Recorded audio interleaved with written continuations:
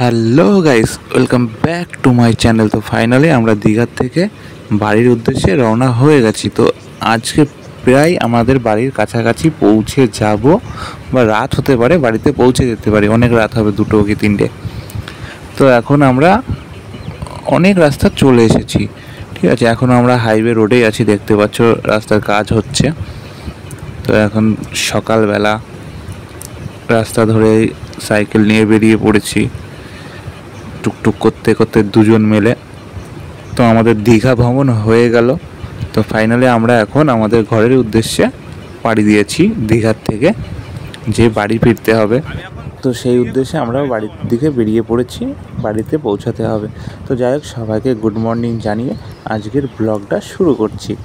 তো আমরা বেশ কিছু পথ চলে এসেছি, একটু পরিষ্কার হলো, তারপরে আমরা ভিডিওটা স্টার্ট করেছি। হয়তো অনেকে দেখেছো দীঘার আগের ভিডিওতে রাতের সিনও আছে, কারণ আমরা অনেক রাত পর্যন্ত সাইকেল চালিয়েছি, আবার অনেক ভোরে উঠেও সাইকেল চালিয়েছি, আমাদের ঘুমও সেমনভাবে হয়নি। তো যাই হোক, এবার আমরা ব্রিজ উঠবো। যারা যারা কাঞ্চনজঙ্ঘা পর্বতমালা দেখোনি, এখন দেখো আমরা কাঞ্চনজঙ্ঘা পর্বতমালায় উঠছি, ঠিক আছে। হাঁটি হাঁটি করে উঠছি সাইকেল লইয়া, দেখতে পাচ্ছিস আমরা উঠতেছি। প্রায় উঠে পড়েছি কাঞ্চনজঙ্ঘা পর্বতমালায়, চূড়ায় একদম। দেখো পিছনে, দেখো কেমন করা, দেখো সামনে উঠে পড়েছি। ওই লরিটা কেমন লাফাচ্ছে, ওখানে উঠলে মানে চূড়ায় উঠে পড়বো। ললি আমাদের ললি লাফাচ্ছে। যাই হোক, প্রায় উঠে পড়েছি।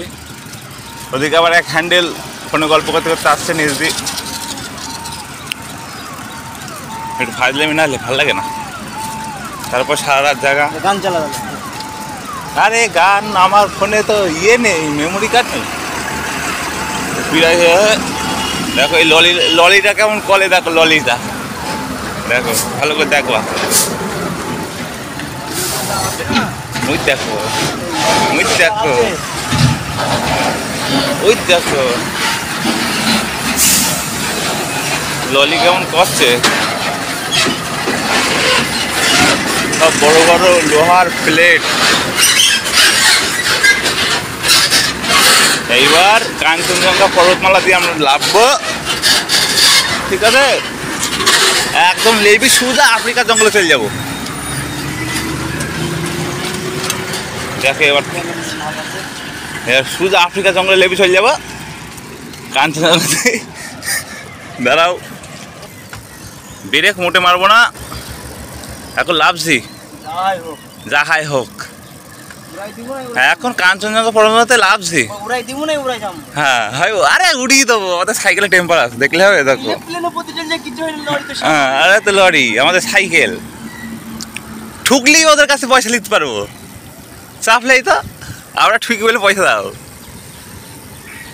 হ্যাঁ, ও কি আরাম, কি আরাম। ঠিক আছে, বেশি দেখালে আবার তোমাদের হয়তো লোভ লাগবে।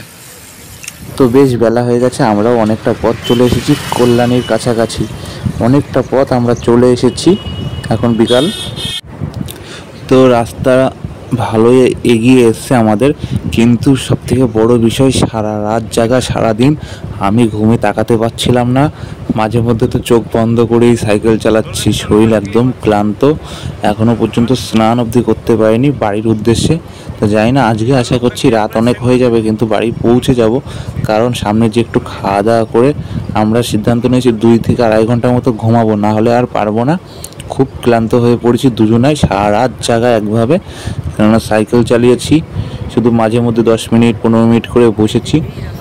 তো আমরা এখন প্রায় কল্যাণী ক্রস করে চলে এসেছি, যেটা আমাদের Kalyani to Ranaghat Krishnanagar highway road, সেই রোড ধরেছি, দেখতে পাচ্ছ।